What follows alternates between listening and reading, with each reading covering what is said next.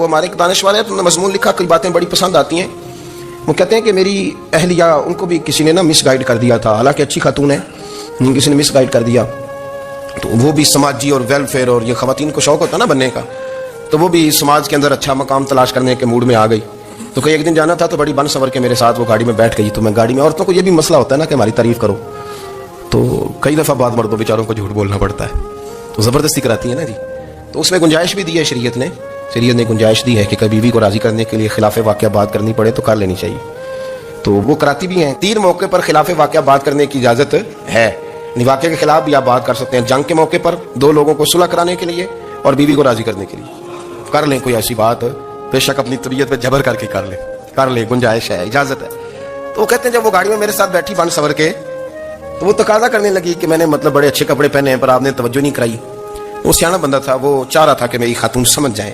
وہ کہتے ہیں مجھے پتا تھا کہ بیچاری مس گائیڈ ہو گئی ہے، دل کی بڑی اچھی ہے، سیاਣੀ ہے، لیکن اس کو نا کچھ خواتین نے، کچھ لوگوں نے مل کے اس کو ذہن غلط کر دیا ہے کہ سماج میں نکلو، باہر جاؤ، کام کرو، فلاں کرو، اپنی مرضی سے جیو. تو میرے ساتھ گاڑی میں بیٹھی کہیں جانے کے لیے، تو مجھ سے کہنے لگی کہ آپ نے میری طرف توجہ ہی نہیں کی، آپ نے کوئی ذکر ہی نہیں کیا کہ میں کیسی لگ رہی ہوں. تو وہ کہتے ہیں میں نے اسے کہا کہ اگر تو ناراض نہ ہو تو پھر میں صحیح والی تعریف کر دوں.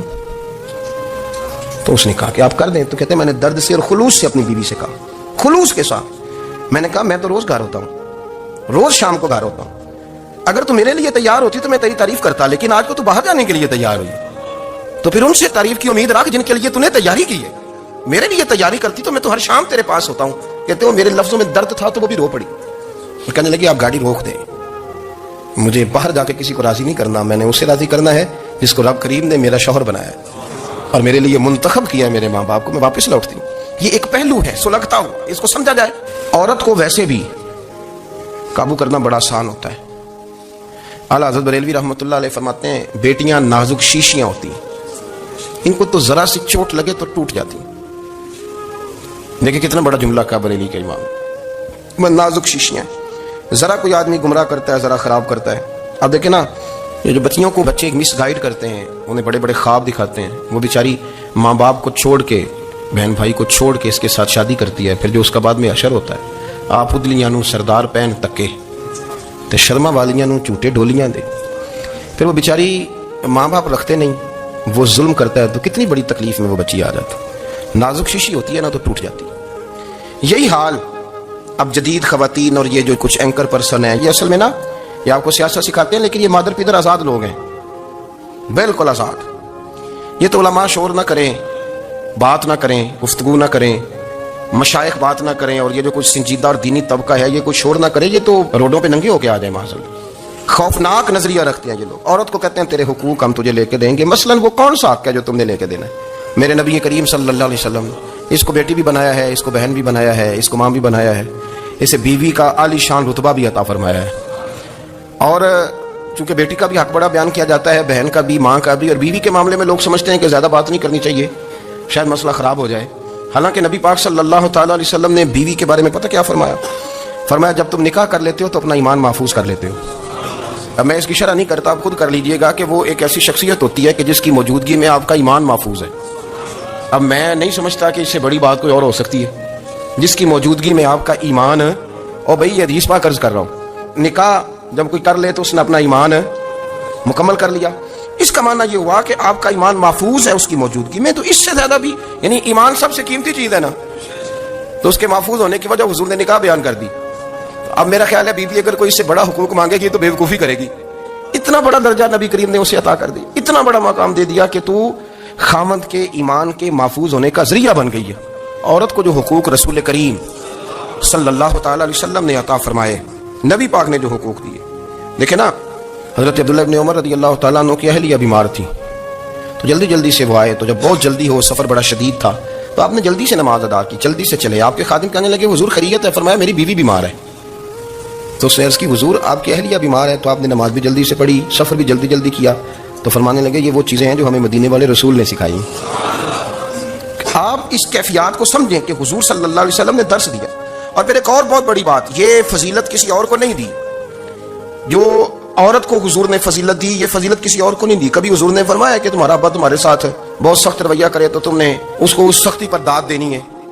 فرمایا چلو اگر وہ زیادتی بھی کرے تو تم نے اس کے ساتھ سلوک اچھا ہی کرنا ہے. لیکن آپ ایک بات کو سمجھے نا، کہ بچے کے بارے میں، بیٹے کے بارے میں، بیٹی کے بارے میں فرمایا 10 سال کے ہو کے نماز نہ پڑھے تو سختی کرو، تمہارا ڈنڈا بھی لٹکنا چاہیے۔ بہت ساری جگہوں پہ بہت سارے لوگوں کے لیے سختی کا حکم دیا، لیکن عورت کے لیے حضور نے جو جملے کہے، اصل میں ہم سمجھتے ہیں کہ یہ ایک بات ہے، مشہور ہو گئی ہے روایت حدیث، تو بس اس کے پس منظر پر اور جملوں کے حسن پر شاید معاذ اللہ غور کرنے کی ضرورت نہیں، ذرا اس لفظ کی تاثیر پر غور کریں۔ حضور نے فرمایا عورت ٹیڑھی پسلی سے پیدا کی گئی ہے، یہ ٹیڑھی ہے، اس کو سیدھا کرنے کی کوشش کرو گے تو ٹوٹ جائے گی۔ تو حضور پھر ہمارے لیے حکم کیا ہے؟ فرمایا جیسی ہے تم اسی کے ساتھ نبھا کرو۔ آپ سمجھیں کہ اتنا محفوظ حضور نے درجہ دے دیا بی بی کو، اتنا محفوظ کہ فرمایا غلطی بھی ہو تو میرے غلاموں تم اس کے ساتھ نبھا کرو، گزارا کر لو۔ کو کیا اور حق چاہیے عورت کو، جس کو اس کی غلطیوں سمیت نبی پاک نے قبول کرنے کا حکم دے دیا، اس کی کمزوریوں سمیت قبول کر لو۔ اب اس کو اور کیا کوئی کمزوریوں سمیت قبول کرتا ہے؟ کبھی آپ دکان پہ بیٹھے ہو تو آپ کہیں بھی اس میں یہ بھی غلطی، میرے مال میں یہ بھی کمزوری ہے، یہ بھی کمزوری ہے، یہ بھی کمزوری ہے، تو کر لے قبول؟ کرتا ہے کوئی؟ کوئی شخص ایسا ہو جو کسی چیز کی کمزوریاں بیان کر کے کہیں اسے قبول کرو؟ پر رسول کریم صلی اللہ تعالیٰ علیہ وسلم نے نا ہمیں سبق دیا، حضور نے ہمیں درس دیا، نبی پاک نے ہمیں پیغام دیا۔ فرمایا یہ ٹیڑھی ہے، سیدھی کرنے کی کوشش کرو گے تو بیچاری ٹوٹ جائے گی، تو اس کے ساتھ نبھا کر جاؤ۔ آپ میری بات کو سمجھیے گا۔ چلیں میں اس پر ایک اور بخاری مسلم کی حدیث پڑھتا ہوں۔ حضرت سلمان فارسی رضی اللہ تعالیٰ عنہ اور حضرت ابو درداء کے درمیان بھائی چارہ تھا۔ مکے سے مدینے جب لوگ آئے تو حضور نے بھائی بھائی بنایا تھا، ان کے درمیان بھائی چارہ تھا، تو ابھی پردے کی آیات نازل نہیں ہوئی تھی، تو لوگ ایک دوسرے کی طرف جاتے تھے۔ حضرت سلمان فارسی رضی اللہ تعالیٰ عنہ حضرت ابو درداء رضی اللہ تعالیٰ عنہ کے گھر میں تشریف لے گئے تو دیکھا کہ ان کی بیوی بڑی غمگین بیٹھی، تو ہم نے فرمایا بہن کیا ہوا؟ تو کہنے لگی تمہارے بھائی کو دلچسپی کوئی نہیں رہی، ہر روز روزہ رکھ لیتا ہے اور ساری ساری رات نفل پڑھتا ہے۔ حضرت سلمان فارسی کہنے لگے ٹھیک ہے کر لیتے ہیں بندوبست، نماز دین ہے کہ نہیں؟ دین ہے نا یہ چیزیں۔ لیکن حضرت سلمان فارسی جناب ابو درداء سے کہنے لگے آج میں نے تیرے گھر میں رہنا رات کو، کیونکہ وہ تو ساری رات نماز پڑھتے تھے، نفل پڑھتے تھے۔ انہوں نے کہا ٹھیک ہے، ایک بستر لا کے بچھا دیا حضرت سلمان فارسی کے لیے۔ سلمان فارسی فرمانے لگے دوسرا بھی لا۔ کہا وہ کیا کرنا ہے؟ فرمانے لگے تو نے بھی سونا ہے، میں نے بھی سونا ہے، تو نے بھی سونا ہے، عشاء پڑھیں گے اور پھر دونوں سوئیں گے۔ کہا میں نے تو نماز پڑھنی ہے۔ فرمایا تہجد کے وقت اٹھ کے پڑھیں گے، اللہ کے رسول بھی رات آخری حصے میں جا کے نماز پڑھتے۔ ادھر ساتھ سلا لیا، وہ تھوڑی کو دیر سوئے، اب عادت تھی ساری رات اٹھنے کی، ذرا اٹھنے لگے بستر سے تو حضرت سلمان فارسی فرمایا چپ کر کے سو جا، وہ بڑی رات پڑی ہوئی، چپ کر کے سو جا۔ وہ لیٹ گئے، پھر اٹھنے لگے تو فرمایا سو جا چپ کر کے، بڑا ٹائم ہے۔ سحری کے وقت اٹھے، نفل پڑھے، ان کا ارادہ تھا روزہ رکھنے کا، تو فرمانے لگے کل رکھا تھا نا نفلی روزہ، جی رکھا تھا، پرسوں بھی رکھا تھا، ترسوں بھی رکھا تھا۔ فرمایا آج نہیں رکھنا، آج میں تیرا مہمان ہوں، سارا دن کٹھے مل کے روٹیاں کھائیں گے، آج نہیں روزہ رکھنا، سلا دیا۔ اب حضرت ابو درداء رضی اللہ تعالیٰ عنہ کہہ تو کچھ نہ سکے، پر کہنے لگے سلمان تم پتہ تم کیا کر رہے ہو؟ نہ تم نے مجھے رات اٹھ کے زیادہ نفل پڑھنے دیے، سویرے روزہ نہیں رکھنے دیا۔ تو حضرت سلمان فارسی کہنے لگے کوئی لمبی بات تو نہیں نا، چلتے ہیں نا ابھی فجر میں مسجد نبوی میں، تو نبی پاک کو بتاتے ہیں سرکار دو عالم علیہ السلام کی خدمت میں، تو اپنی بات کرنا میں اپنی کروں گا، حضور نتیجے کا اعلان فرما دیں گے، بات طے ہو جائے گی۔ حاضر خدمت ہوئے، عرض کی یا رسول اللہ صلی اللہ تعالیٰ علیہ وسلم یہ ساری رات نفل پڑھتے ہیں، ہر روز روزہ رکھتے ہیں، ان کی اہلیہ غمگین بیٹھی، حکم فرمائے۔ تو نبی پاک صلی اللہ علیہ وسلم نے فرمایا پھر ہوا کیا؟ یا رسول اللہ میں نے رات سلایا ہے، سحری میں اٹھایا ہے، سویرے روزہ نہیں رکھنے دیا۔ نبی پاک نے فرمایا سلمان فارسی نے ٹھیک کیا، سلمان فارسی نے ٹھیک کیا۔ پھر حضور نے فرمایا، نبی کریم نے فرمایا ابو درداء تیرے اوپر اگر اللہ کا حق ہے، اس کے رسول کا حق ہے، دین کا حق ہے، تو فرمایا تیری آنکھ کا بھی تیرے اوپر حق ہے، تیرے وجود کا بھی تیرے اوپر حق ہے، یہ حضور نے فرمایا، تیرے بچوں کا بھی تیرے اوپر حق ہے، تیری بیوی کا بھی تیرے اوپر حق۔ اس حق کو بھی سمجھے، حقوق اللہ بھی ہیں، پر تیری آنکھ کا بھی تیرے اوپر، کیا مانا کہ تیری آنکھ سونا چاہتی ہے تو اسے سلا بھی، تیرے وجود کا بھی تیرے اوپر حق ہے، تو تیرا وجود آرام کرنا چاہتا ہے تو اسے آرام بھی کرا۔ اور پھر وہاں نبی پاک صلی اللہ علیہ وسلم نے فرمایا میں تم سب، سننا یہ لفظ حدیث کے، حضور نے اسی موقع پر فرمایا میں تم سب سے زیادہ اپنے رب کو جانتا ہوں اور میں تم سب سے بڑھ کر اپنے رب سے ڈرتا ہوں۔ حضور فرمانے لگے میں روزہ بھی رکھتا ہوں، افطار بھی کرتا ہوں، یعنی کبھی رکھتا ہوں اور کبھی نہیں رکھتا۔ فرمایا میں نفل بھی پڑھتا ہوں اور اپنی بیویوں کو وقت بھی دیتا ہوں۔ سرکار مسجد میں بھی آتے تھے، نواسوں کے ساتھ کھیلا بھی کرتے تھے، ان کے ساتھ پیار بھی کرتے تھے۔ تو اتنے بڑے حقوق حضور نے بیان فرمائے عورتوں کے، یہ تمہاری بیوی کا بھی تمہارے اوپر۔ لو ایک حدیث بخاری کی اور یہاں بیان کر دیتا ہوں۔ ایک شخص نے آ کے عرض کی یا رسول اللہ صلی اللہ تعالیٰ علیہ وسلم جہاد کے لیے تیاری ہو گئی ہے، صفیں بن رہی ہیں، مجاہدین کی تیاری ہے، تو میرا بھی نام لکھ دیا گیا ہے مجاہدوں کی لسٹ میں، لیکن یا رسول اللہ صلی اللہ تعالیٰ علیہ وسلم میری بیوی نے حج کی تیاری کر لی ہے اور میرے دوستوں نے، صحابہ نے میرا نام مجاہدین کی لسٹ میں لکھ دیا، تو میرے لیے کیا حکم ہے؟ یہ بخاری مسلم ہے۔ تو نبی پاک صلی اللہ تعالیٰ علیہ وسلم نے فرمایا جہاد پہ کوئی اور چلا جائے گا تو بیوی کے ساتھ حج کرنے جا، اسے محرم کی ضرورت ہے، وہ تیرے بغیر کیسے جائے گی؟ مجاہدین کو تو اور مجاہد مل جائے گا، پر تو اپنی بیوی کے ساتھ جانا۔